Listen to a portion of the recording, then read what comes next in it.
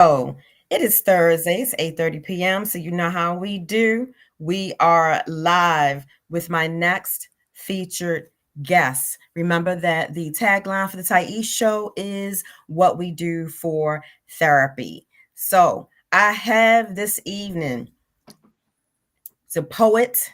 I have known this guy for a couple years now. We met in the poetry, hip hop, lyrically inclined circuit. His Yeah. name is Nate Goodness. How doing? Hey, Nate. What's going on, Tyese? It's good to have you on. Good to be on. It's good to be on. I appreciate you for reaching out. Sure, sure, no problem, no problem. You know you were on on the proverbial list. Mm-hmm. I wasn't gonna pass you up. Come on Glad now. you hit me up. You already know. So everybody, you are in for a treat for real this evening. And for those of you in hip hop, definitely, definitely be here. You could be seen on your Facebook Live, YouTube Live, but then also WMEG Radio. The Tyese Show is Monday through Friday, 2 p.m. to 3 p.m. Eastern.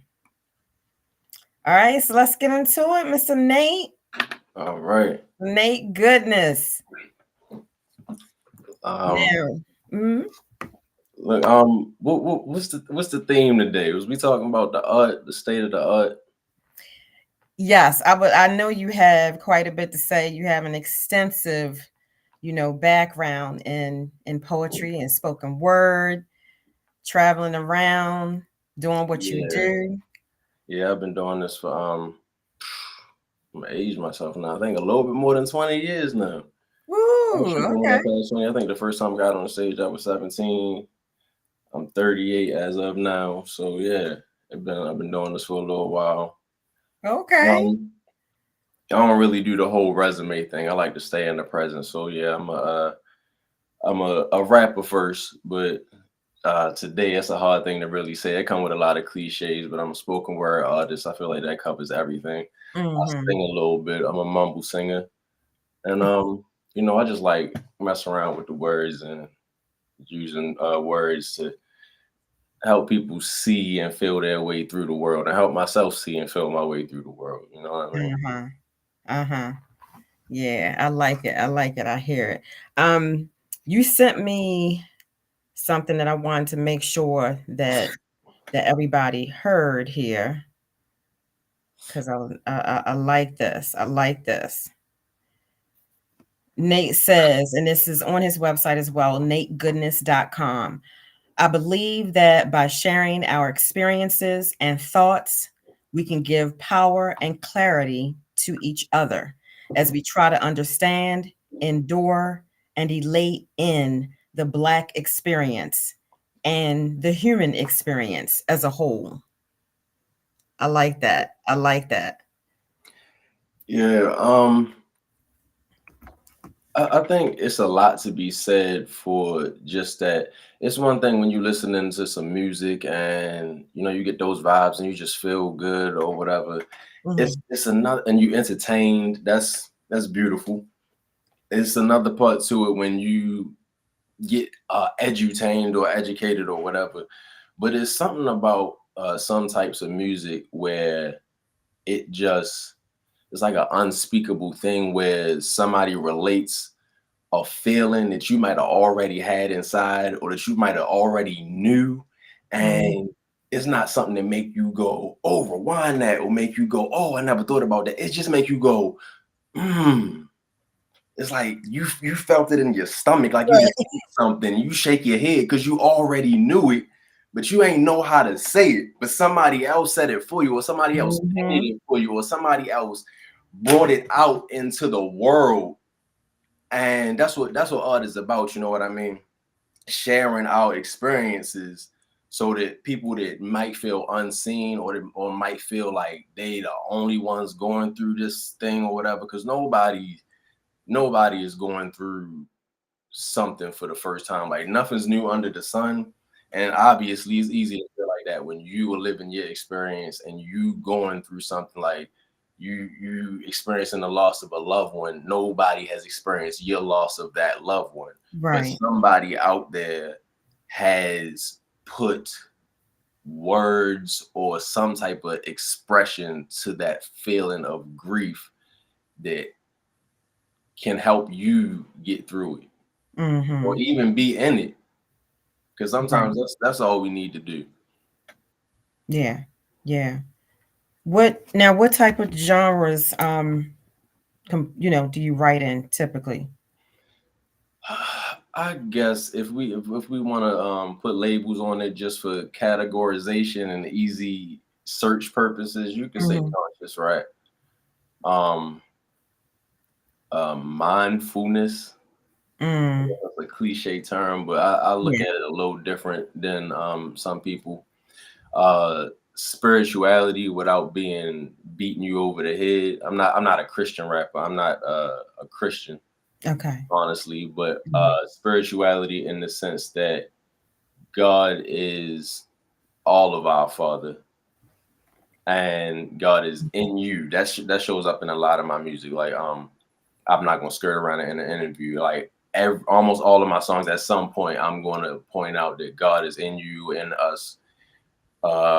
It's within all of us, Mhm. and I think keeping that first and foremost helps us treat each other and ourselves how God would. You know what I mean? Mhm. Mhm. Mhm. So you said you started at 18, I mean 17. So Yeah. what prompted you to start writing? So I started writing when I was 15, and it was the story is a little cliche and a little bit egotistical. So it has to do, one side is my best friend in high school. It's the cliche rapper story of, knocking on the lunch table, freestyling. We came up in the era where Napster and LimeWire, so we was able to just make CDs and CDs full of just instrumentals and beats, and just ride and just go. So I practiced my craft that way and got a few of my 10,000 hours in. Then the other side, the egotistical side, is during that same time, my girlfriend at the time, she was into poetry, and she would do open mics and coffee houses. And I went one time, and I'm watching the people on stage and I'm watching the people clapping for them. I'm like, oh, this is performance poetry. This is a Right. few levels under what I'm doing in my notebook at home and knocking on the lunch table door. So I'm like, oh, I Right. guess I do this. I haven't even done it, and I should be. So I didn't jump into it then, but when I went away to college, I moved to Philly, and Philly is Baltimore is a very artistic scene, but Philly is a different. I guess it was just a different move, and being in the college open mic scene, that's when I Mhm. got on stage for the first time. So I Okay. think Mhm. 17 is when I got on stage, because you can be a bedroom artist all the time, and there's nothing wrong with that. Creativity is a form of expression, but being a productive artist means you're out there sharing it with the people. So I say I started when I was 17 when I got on stage. Mhm. Mhm. And yeah, because it's one thing to write. Me, I prefer to write than perform. Yeah. So I've tried both. Yeah, so right, because it's right, and how I hear how you started. How I started was that I really just wanted to get some things off my chest. You Mm-hmm. know, that writing where it's like I never really intended on anybody hearing it or Right. reading it at first, Mm-hmm. you know.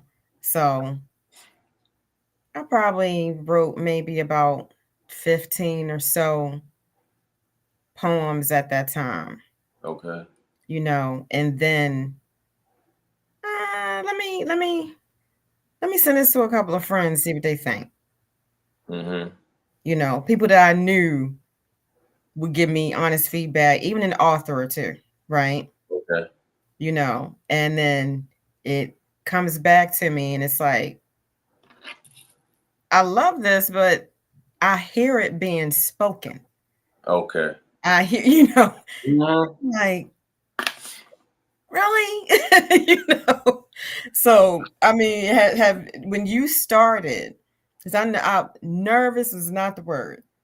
I memorized one poem that I wanted to do, Mhm.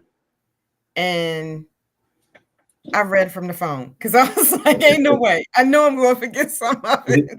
I know I'm forgetting some of it. I'm telling you, I'm telling you." So, what is it like or what was it like the first time you really went on stage? You remember?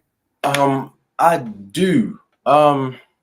I might not remember exactly being on stage, but I remember getting ready, and it was really a zoning out process. I don't necessarily have that process anymore, but I was rereading my piece.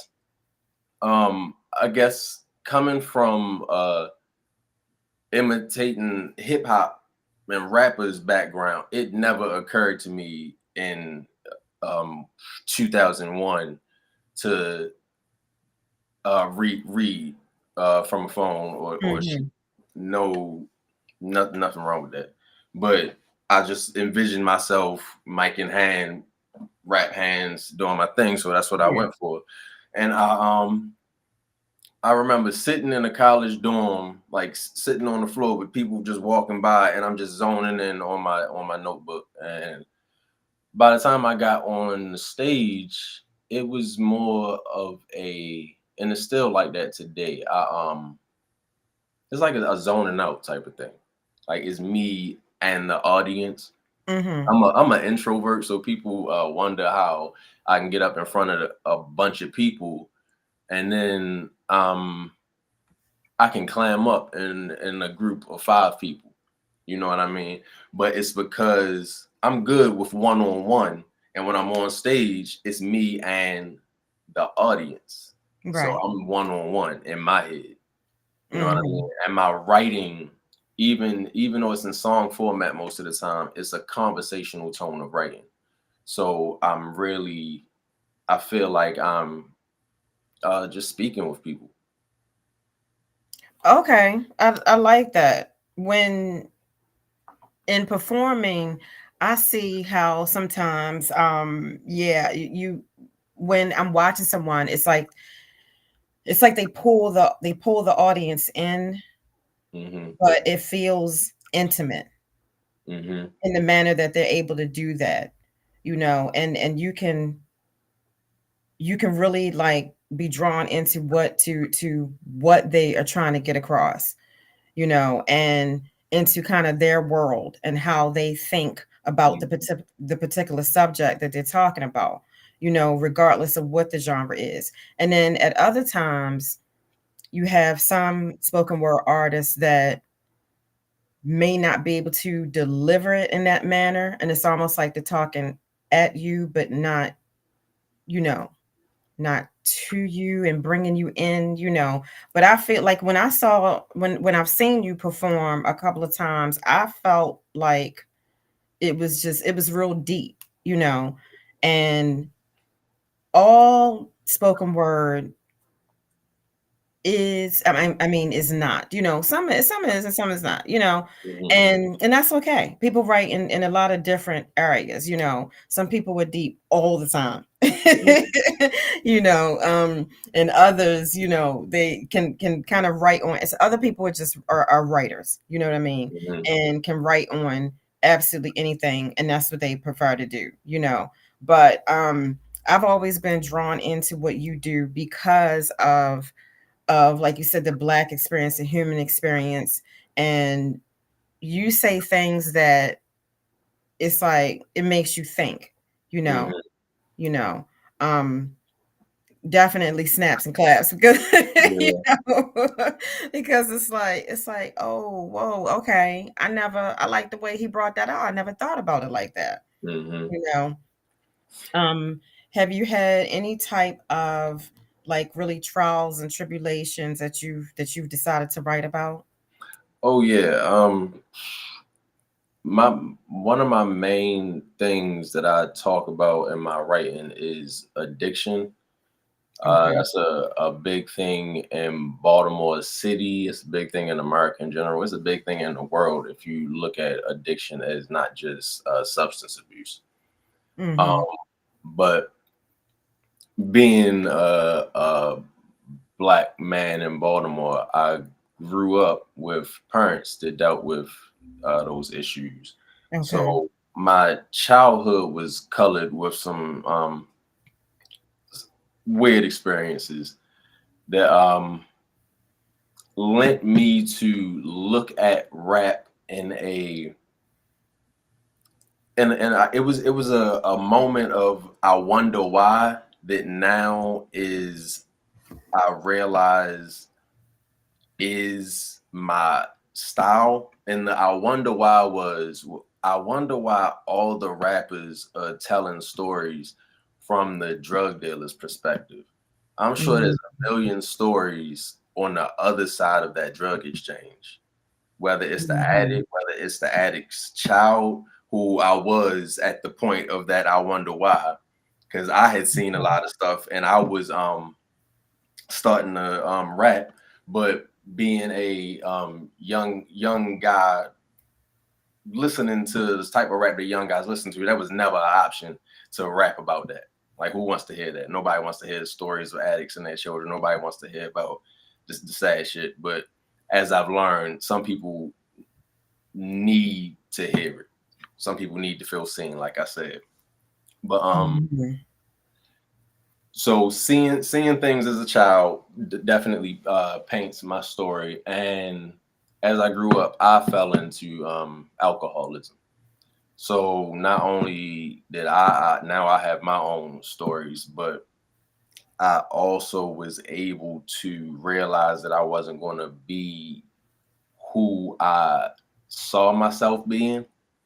Mm-hmm. And I put myself in the rehab. It took 3 times, but shout out to Obamacare because at the time it was just substance abuse was a disease, and they was covering you to go into rehab if you need to go to rehab, and it took me 3 tries, but I got my alcohol abuse in check, and I got back out on the stage because that came along with not being the artist that I'm here to be. So Mm-hmm. I got that together. So addiction, just Baltimore shit, black people struggles and Right. joys. I don't forget the joys. And along with my recovery process came I if you go into recovery and you really realize what it is, it turned into a self-development obsession. That's a whole nother thing. You don't have to deal with addiction to at some point in your life go into self-improvement and Mm-hmm. realize that every day should be self-improvement, whether you're going with the cliche route or just going to the gym and eating right. Right. So self-improvement Mhm. is a big thing in my lyricism. And so yeah, trials and tribulations, addiction, and growing up black in Baltimore. I think that Mm-hmm. comes with an endless amount of writing prompts. Right. Exactly. And, Exactly. Yeah. And I have clients with mental health. So I definitely mhm, hear that. It's like, that I will have them, journaling, you mhm, know, working on getting to know who you are. right. You know, you don't have to turn out to be what society would expect you to be because you are a product of this and that and the other. You Yeah, know, your equation does not have to look like that. right. So I like that. I like that, and I definitely appreciate the transparency. What would you say to young to young black men who are struggling? I mean, the coping mechanism is something that it should not be a negative, some type of addiction. Mm. Um, you you are the power. Like I said, I'm spiritual to the point where I tell people that you are God, not the creator of heaven and earth. You obviously didn't create yourself, but God blew his spirit into that body, right? Mm-hmm. And we get confused and get caught up in this human experience and get stuck in our thoughts and our feelings. And I'm emphatic on the re-remembering process that you are the spirit of God inside of a human body, having a human experience. So what you are going through is not what you are. What you were born into is not what you are. It is what you were placed into, and you are a spirit inside that body that has all the power in the world to control that body and control that brain and conquer the world if you want to. Right. That's gonna be a lot of work, but you could. Like it's a hard reality to see that you are not your brain. Another thing I get into a lot is meditation and the separation of your thoughts from who you are experiencing your thoughts. A lot of people like, I can't stop thinking, I can't stop thinking. Your brain does not stop thinking. It's here. Right. Your brain as an organ is it's reason of being is to survive, to keep you alive, and keep you from dying. What it does is a worry machine. And it's not even there to make you happy. Happiness is what you experience as that spirit. Love is what you experience as that spirit. Mm-hmm. And your brain is there to make you say, oh shit, I gotta pay the bills. When you pay the bills, it's oh shit, I gotta clean the toilet. When you clean the toilet, it's oh shit, that thing that eat you out. Like your brain is made to just give you something to worry about. And when you take your experience into your control and realize that you are separate from those thoughts, then you can start actively using your brain to say, I'm the most amazing person in the world. I can Mm-hmm. do everything that I need to do. You know what I mean? Right. Um, and I have a hard time not going off on that tangent because making that um breakthrough and realization that I am not my brain and any even anger, sadness, these are experiences that we're supposed to go through, but they are experiences that we go through. And if we don't get caught up in them, we can go through them gracefully. Yeah. Yeah. Yeah. Like you said, it's about personal development. You know, not being your trauma. Right. Mm-hmm. Right. And working through what you got to go through. Because a lot of people say this happened to me and this is why I'm that way. That's a cop out. It's a cop Well, out. it's true, but it's a cop out because at some Mhm. point you got to say, this is what I went through. This is why I'm that this way. I see that me being this way is not working for me because every few weeks somebody says something or something happens where I got to say, this is why I'm this way. So at some point you got to say, how do I not be this way?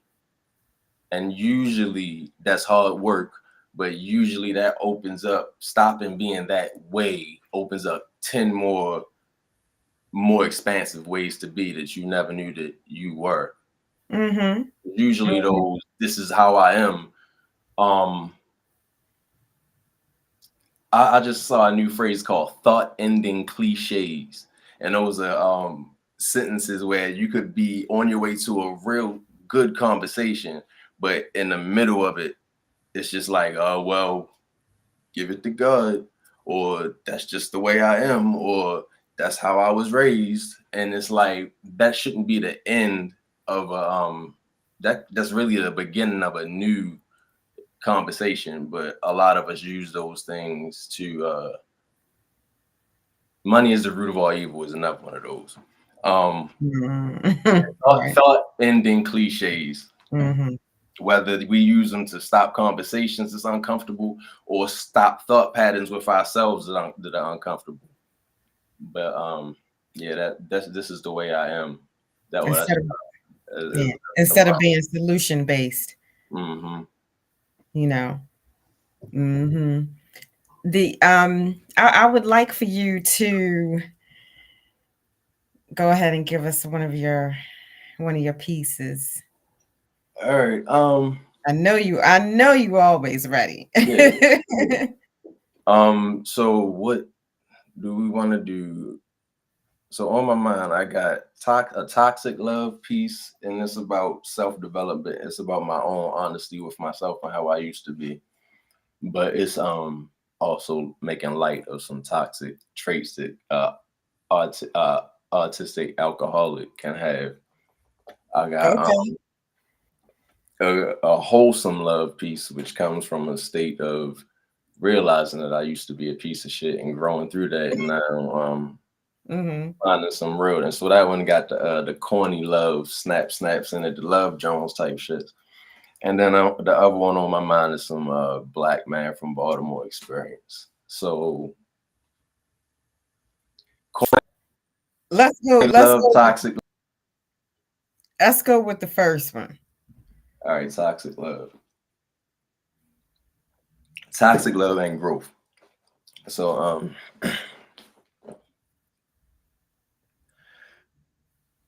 she said I only really see it when the lights.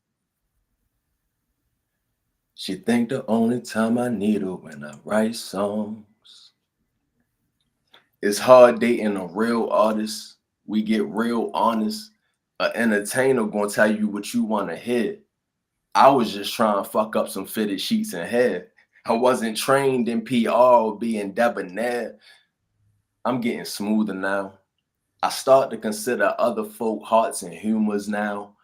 I used to not give a fuck. Now I give a few more out. I try for 5 a day. If I get high today, I might give 2 more out. Some bitches I done did wrong. Some women I done did worse. I used to be a dog. I get a bone and dig dirt. She tell me call Tyrone. I'll probably call another chick first. If I am all I am now is cause I wasn't shit first. And that's a hard thing to grasp, really. I left some hearts in the grass, really. They got scars. I got songs in my pad, eerie. Mm. Another cliche artist in a crochet hat, clearly. She said, I don't really see her when the lights off. It's crazy. She said, the only time I need her when I write songs. She said, I only really see her when the lights go low. It get worse too. She think the only time I need her when I write, oh no. See, the truth is I ain't need her for shit. I just needed a beat. I just needed a bic. I was deep in my drink. I would think with my dick. With hindsight 2020, all I see is a prick. I did some shit I isn't proud. Neighbors hate when I came over. It got loud through the walls and the pound. The elevator room, you could see it in my beard. I ain't even grab a towel, nigga savage. Smelling like rabbit all day, Crow Magnet. Hit the club, bring it to my cave, no magnum. I prefer the shimmy, raw, organic, low standards. Well, ain't much I could do about all the hearts that I used to use. Got used to you like paintings on the wall. Forgot to see how beautiful you are. Really took too long to see that you was God. Clearly, she said I only really see her when the lights off. She think the only time I need her when I write songs. Word. That's that piece. Mm, mm, mm. You was raggedy. Yeah, I'm working on getting that recorded and mixed down. Okay. Okay. All right. All right. Um. Now you know what? Actually, now I do want to hear. I want to hear the other love piece, not the Baltimore, but the love piece. Okay. All right.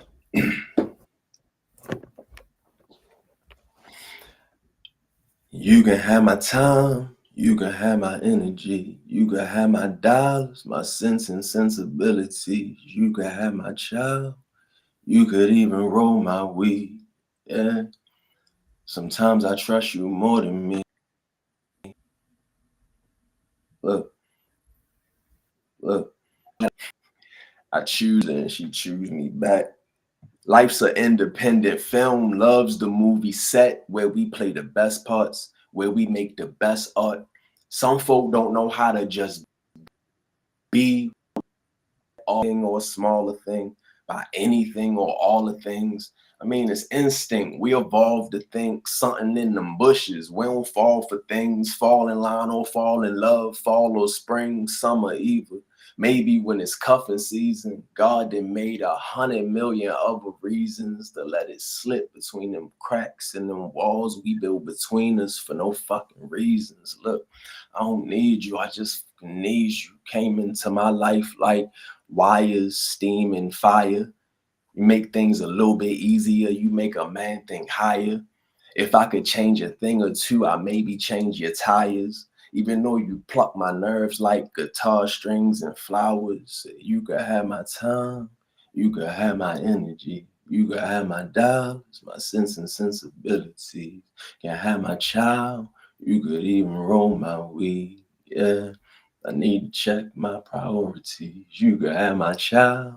You can have my energy. You can have my dollars, my sense and sensibility. You can have my time. You could even roll my. Yeah. Sometimes I trust you more than me. And if you say you need a scoop for your tea, I'm coming back with the whole sugar cane. Nothing's plain. Love is strange when you used to sowing more than you reap. Girl, get off your feet. Enjoy some little things. Let it hang. Just let it hang. Yeah. Titties have THC in the air. These days, reciprocated relations is really rare. Yeah. To be fair, this ain't the first time we've been here. My spirit's accustomed to whispering nothings in your ear. So sweet, so fine, you shine, you soar. Love's on the flip side of war. Let's do it raw. Love won't let you hit the floor. Enjoy the fall. If it's love, when you give it your all, you gonna get more. It's a blessing. Cupid came through with the Wesson. First one hit me in my lung, took my breath, and the next shot hit me in the ice box. It melted. Then a bang went to the brain, left me a mess. You got my time. You could have my energy. You could have my dollars, my sense and sensibilities. You could have my child. You could even roll my weed. Yeah. Sometimes I trust you more than me. Word. Okay. All Right. right. All right. Are you putting that one to, you know? Yeah, so that one I cannot settle on a beat. I I hope we got some artists listening to this. I was glad when you said we were going to be talking about the art. I love talking about creativity and I love talking about listen, I am a professional procrastinator. I'm a You know. perfectionist. I am I could if you could get a PhD in procrastination, I find so many ways to get around something while still feeling like I'm doing something. No. Oh, good Lord. So if any creatives listening, whoever think they're a perfectionist, that's another way to say procrastinator because nothing is going to be perfect. Right. Um, the whole idea of being an artist is sharing the now right now. If you keep working on something, you will always be able to keep working on something. You always can finish something and listen to it and find something you don't like. But the key about it is if you don't finish it and you keep thinking about ways to make it better, the point of progressing in life as an artist is you're going to get better. So 2 weeks later, if it ain't done, you're going to find something better to do about it. So stop being a Mhm. perfectionist because you always Right. going to find another bar if you making yourself better. You're going to find a way to make your shit better. Right. So you can't be a perfectionist as an artist. You might be able to be a perfectionist as an architect or somebody that does something that's more concrete. Or But we are concrete. talking Right. about bringing something that does not exist into fruition. You can always imagine something more. So I'm Mm-hmm. talking to myself really. I'm so I can't find a beat for that piece. I wrote it to a beat, and then I started recording it to another beat, and then I heard Mm-hmm. another beat, and now I got 5 beats that I have it recorded to 3 of them, and then I hear another beat, and then it's just like, do I want the mood to be upbeat? Do I want the mood to be jazzy, smooth? The I other hear one, the first one, personally, this I hear jazzy smooth. listen, I would like to hear that jazzy smooth. okay. Thank you for the input. I appreciate it. That's the crazy thing Don't, is don't be another 2 years getting it the the crazy thing is the first piece I just did, I might have started writing that 2 months ago, and I'm in the mixing process with it. The last second piece I did might be some of them lines are a year and a half old, so that started a year and a half ago. Like I'm Mhm. always writing to the point where I got shit backed up. I got stuff Okay. backed up. It was like, yeah, it's clinical. Like, Clinical. yeah, I had. Can I show you something? Sure. Artist to artist. I'm gonna show you something. What is this? All right. So first of all, if you can, I don't know if y'all can see that. Let me turn the light up. All right. There is a tote. There's a flat tote down there. That's I full of see notebooks. something. That's Okay. that's almost my notebooks from my whole life. Not all the way back to 17, but that's all my notebooks. I just dug that out of my mother's garage. Mm. I'm Okay. probably never going. I'm probably never going to go into that again. I might use that for quote unquote writing prompts. But this is a Nike box, a shoe box, full of what I call my current notebooks. Right. Um, at the top of it is a notebook. It says the Codex. Right. Hmm. In this notebook, I have 2 sheets. All right. This is Hmm. labeled like one through, this looks like a piece. This is actually, each line is the first line to a piece. And the Okay. beat that I wrote it on, whether I bought the beat or not, the name of the beat and the producer's information, Hmm. and which of my other notebooks to find that piece in. So, and these lists, I think, is like 80. It's 2 different pages, like 80 pieces. So when I'm ready to record something, I just go in there and I dig it out. Or if I want to find something to perform. But the Hmm. problem is my way of writing comes from the fact that I love writing. I love expressing. So it's a novelty about it. So the same way somebody might listen to their favorite artist's album, and then by the end of the year, that artist has 2 more albums out, and they even forgot about the one that came out at the beginning of the year. My excitement about something I wrote 2 months ago isn't there as much about something I started working on 2 days ago. And I might not even go on stage with that thing that could have helped somebody else out because I started working on 20 other pieces. Mm. But in that process, there are those pieces that, for whatever reason, shine out to me, and I decide, okay, I need to be going on stage with this and repeating this for a few months. And Hmm. Hmm. so I do get that, but I do I think I lose a lot of productivity because, like I said, writing and fulfilling that satisfaction for writing myself isn't the same as being productive and sharing that Right. with the people. So I honestly, ego moment, I honestly think everything I write is could be something to somebody. Like, I don't think my shit is the shit or nothing, but I think I'm just genuinely sharing experiences, and somebody else gonna feel it. Even if I go into a room of 100 people one night and nobody feel it, I can go into a room of 88 people, 8 people in a basement the next night, and somebody get brought to tears. You know what I mean? Right. So, Exactly. Yeah, yeah. I and feel you that's on that. That's how it is. You're writing, you're writing for you, but it's a gift, you hmm know.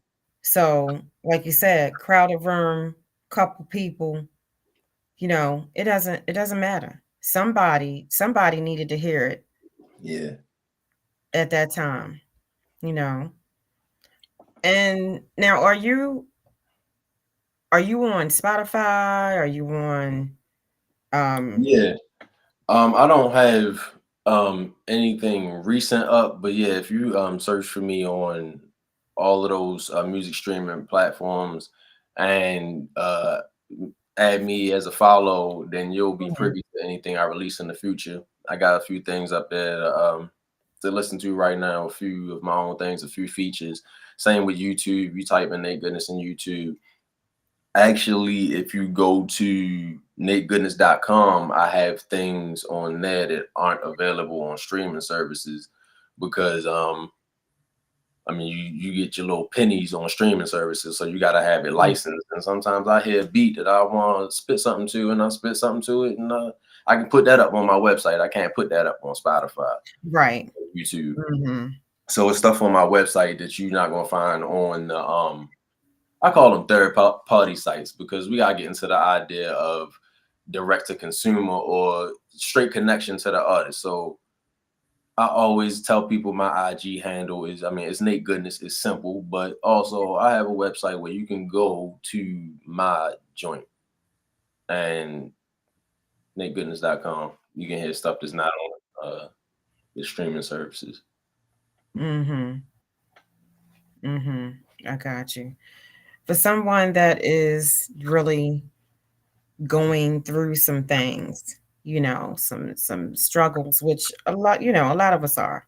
But I mean, someone who was basically in the darkness, hmm would you definitely say that the craft, can help them? yeah. Um,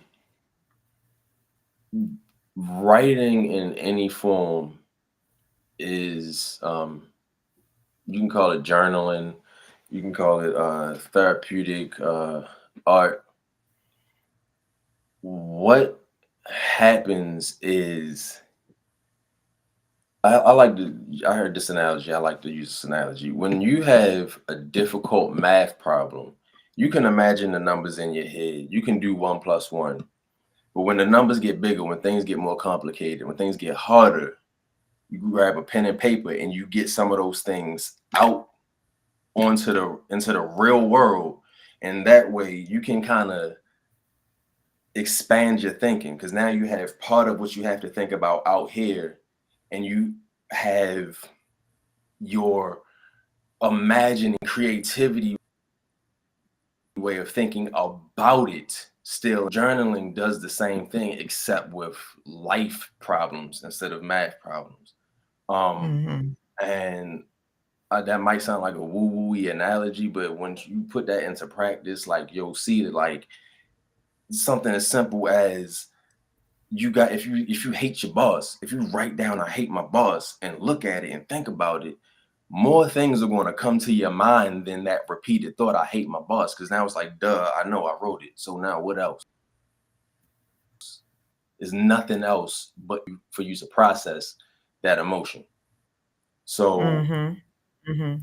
if you write down, if you have you lost a loved one, if you write down, I miss my so and so, and you start writing down each memory that comes down, things start to happen. Same thing with if you writing a rhyme, if you things just start coming out. You know what I mean? It's Right. therapeutic, even if you don't want it to be. Right. Like I think I have to imagine that rappers that create characters of themselves when they're writing the things that they know for a fact isn't true, they're learning about themselves that way. Like they're learning about how they can manipulate the world around them. So writing expands your mind and it helps you get through things and become more of what you are and see how much you already are. Tyese, I don't see you on the screen anymore. You still there?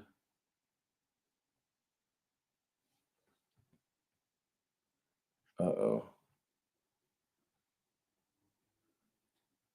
All right, folk. I don't see Thais. So I am going to do what I do. I told her that I had three pieces that were currently on my mind. I might be able to dig some other pieces out, but I've done a toxic love piece. I told her I had a wholesome love piece, and I told her I had some black man in Baltimore shit. So I'm gonna go ahead with the black man in Baltimore shit because it looked like we still going. I think she might be coming up. But Thais, can you hear me? I can hear you. I can see you. I do not see myself. Okay, you think I should just go ahead? I know I'm almost introduced the joint. No. All right, folks, we got technical difficulties. We're gonna work. We're gonna work. Yeah, I apologize. I Yeah. and I can yeah, you're fine. Okay. You're fine. You think I should do a piece? You go ahead. All right. Uh,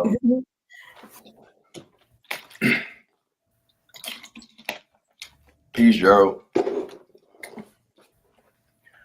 Uh,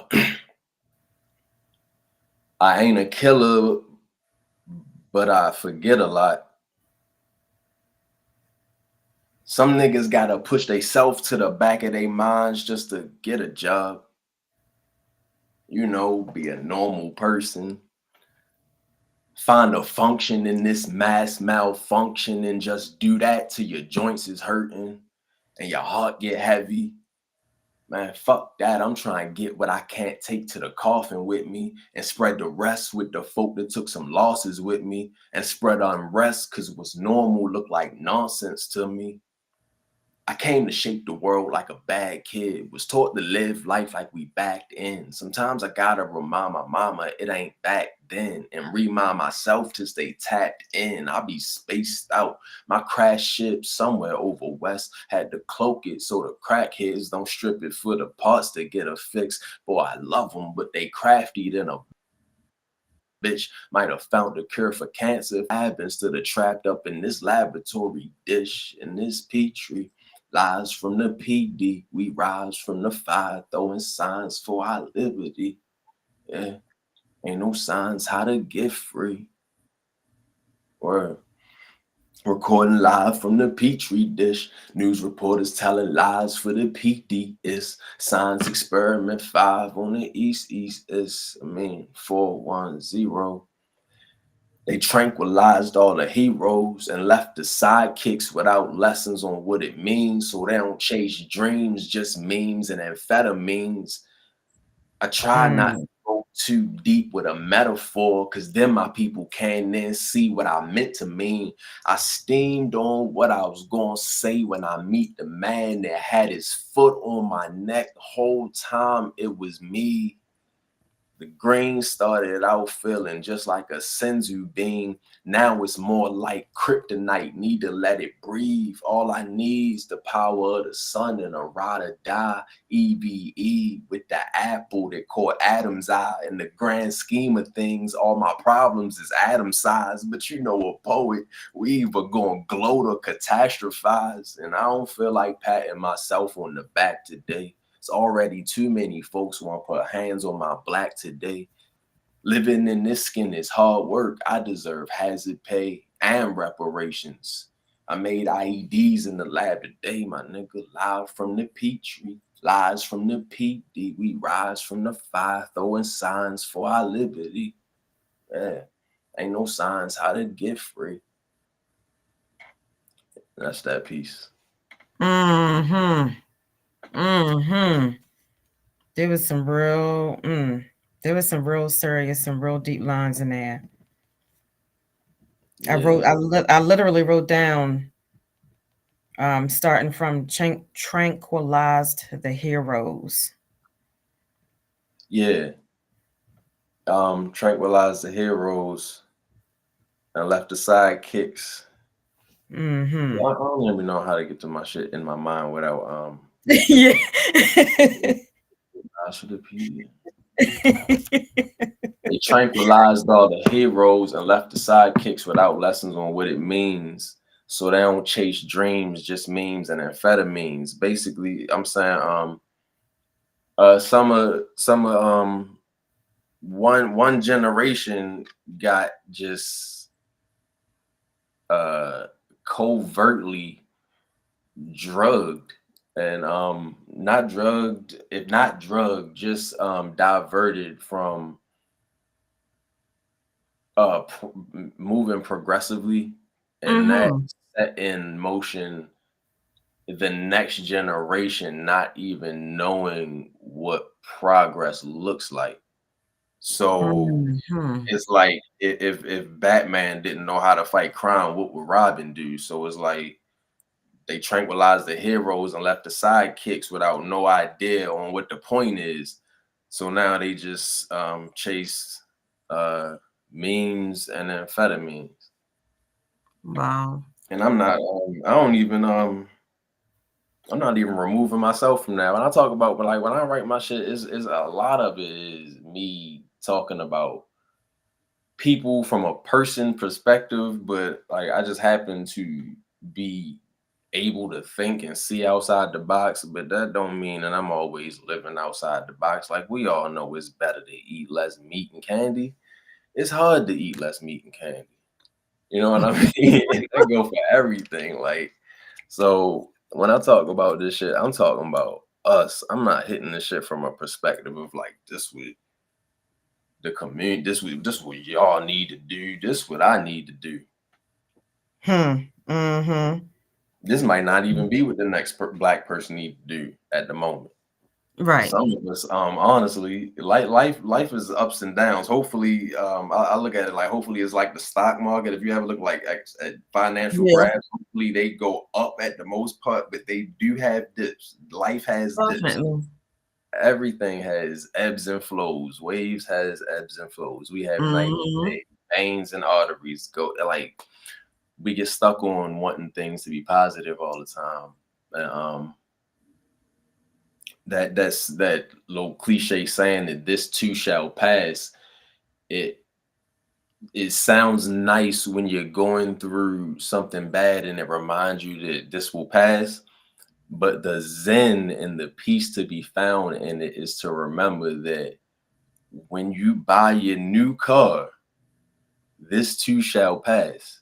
You're going to hear at some point 2 months from now, oh, ping, somebody might hit your shit with a cart. Like this is the flow of life, and at some point you get another car. Like enjoy the moment. Don't expect, because I think we start to expect like my car's always going to look brand new or something like that. And I'm applying this to everything, like relationships. We can get caught up in how lovely it is to be with a person, but then when you decide to be with that person, you got to be with that person and their personal shit.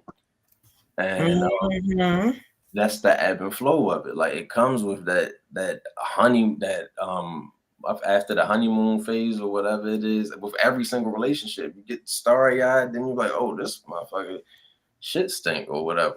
Like you forgot that the last person shit stink. But I go off on tangents. I don't even know how I got here. Um, Yeah, we all going through the hills and the valleys. yeah. And you have to That's the journey of life, enjoying and just seeing every part of it for what it is. right. It's a Living on learning purpose, process. Yes, yeah. living on purpose, living fulfilled. And that is what we want you to do on the Tyese Show. All right, but Nate, oh, everybody, I'm telling you, if somebody that is more technical than I am wants to contact me, please do. Because I didn't click, and didn't see how Was to you bring my lovely face back on. was you clicking But, anything when it went away? no. No, I ain't think so. Um, so Nate, I want to thank you for coming on. I appreciate you for And having me. for Definitely. you are so welcome for spitting. Do they still say that? I do. Okay. I I mean, haven't been it's not a to an metaphor. That's what happens. You've been on the mic before. That's what happens. right, right. Yeah, Somebody came up with that. Get up and spit, speak your truth, talk your ish, all of that. it's all real. Those terms So always present because that's what we do. right. All right. Well, Nate Goodness, poet, spoken word artist, hip hop, nategoodness.com, on IG at Nate Goodness. Yeah, All folks. right. Thank you so much for coming on. Thank you, You, Thais, for having me. you were so welcome. You can always view the Tyese Show Monday through 24/7 on YouTube, and Monday through Friday, WMEG Radio, 2 p.m. to 3 p.m. MEG Radio at Meg, MEG, the number one.com. This is Tyese, and thank you to my guests, and we are out. All right.